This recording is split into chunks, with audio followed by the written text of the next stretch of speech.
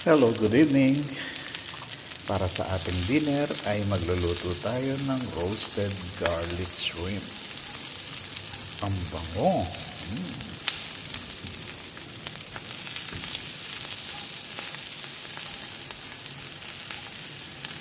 Masarap ito sa vinegar na may bawang din. Ang bango ng garlic.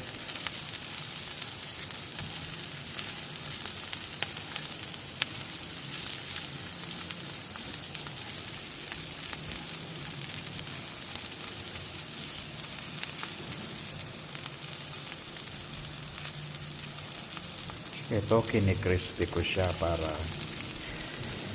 pati balat makakain mo.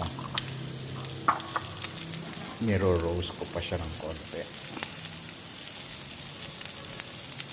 Ay, napakasarap.